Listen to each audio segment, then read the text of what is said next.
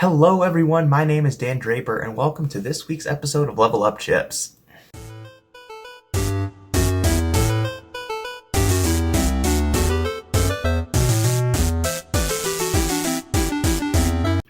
To start off today, let's talk a little bit about Counter-Strike. CMU Gold had their first match of the North American Collegiate Esports season against Bryant Stratton Bobcats. They played on the map Mirage and won by a commanding 16 rounds to 3. The team is scheduled to play 6 more regular season games before playoffs begin in April, so let's see how well the team can do going forward. In an update to other CMU news, CMU Maroon's Rainbow Six team won their first match of the season. In their game against MSU, they managed to win, getting them their first points in their division, so let's hope this is the start of an upward trend for the team. And finally, CMU Gold's League of Legends team is heading to Western in an effort to pick up their first win of the season this weekend. And in an effort to learn more about that, let's dive into this week's segment of Discord Discourse with Coach Katherine Ranzenberger.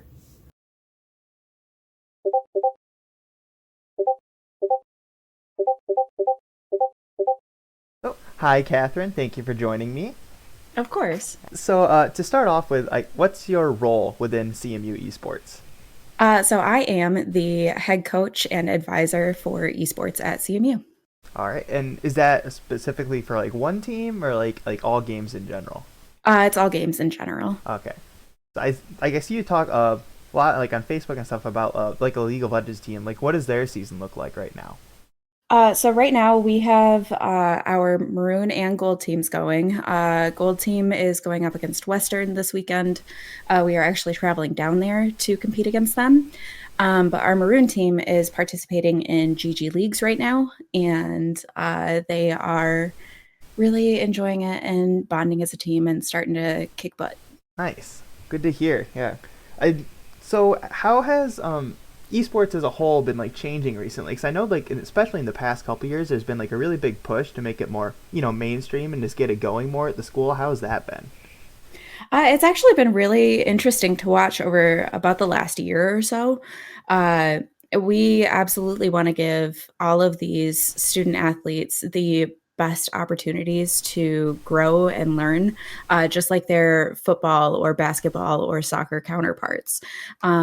So we spend a lot of time working on team building and leadership, and different skills that they will need for later in life in their careers. So how's this season been going so far then? For, I guess, all our teams in general. For all our teams in general, it's been really interesting watching them grow and learn. Our gold team actually hasn't won a round yet, but we still have Western this weekend, so we could still make it. But our maroon team went to the Grand Rapids Rift Clash a couple weekends ago and had a ton of fun there.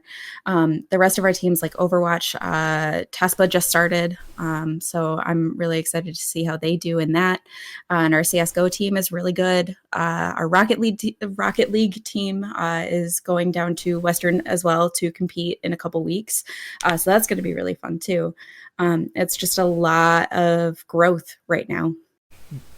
And what would you say is different about coaching an esports team versus coaching in a regular sense? Because I know a lot of people have grown up playing sports, obviously, and they have experience with that, but not a lot are familiar with the esports side of things. Yeah, so it's actually really similar. Coaching a regular athletics team versus an esports team. You still are working on the communication skills and working on teamwork and improving overall. These are all absolutely vital skills that these students need. And I just hope that I will be able to give them the opportunity to learn and grow. All right, thank you. And then I think just one last thing. What has been your favorite memory so far that you've created with the esports team, whether as a coach or as the bonds that you've made as a team? I've actually really enjoyed getting to know all of the students on the teams. Everyone has their own personality and everyone has their own way of working with different people on the team, and seeing how they interact and how some people might step up into certain leadership roles, or seeing them grow and achieve these goals that they've set out for themselves at the beginning of the semester. It's really fulfilling for me to watch, and it's honestly been the best part of this job. Great, that's really good to hear, and I really appreciate you coming on and talking with me today. Absolutely, anytime. Yeah. All right, well, that's going to do it for me. Thank you again, and I hope you have a good night. Thanks, you too.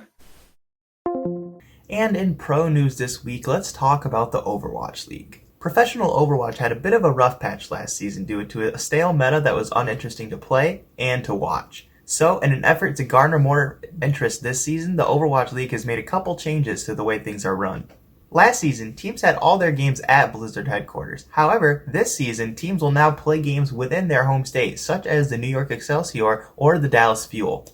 This is one of their many attempts to help garner support at a local level.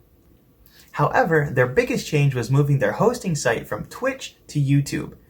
For those who don't know, Twitch is the top streaming platform currently, with hosting hundreds of millions of users each day. Last year during their opening weekend, the Overwatch League had about 97,000 average viewers at any given minute on Twitch. However, the change to a YouTube exclusively host has somewhat hurt the numbers for the Overwatch League, with their opening weekend only seeing about 63,000 average viewers per minute. We are now going into week 3 of the season, so let's see if the league's other changes can help get them the support that they are looking for going forward. And now it's time for this week's clip of the week. Oh! Someone clip that, someone clip that, someone clip that. Keeping with the Overwatch theme, this week's clip follows CMU Gold's Eisenbach on Reinhardt in their Scrim versus Dream versus Eastons.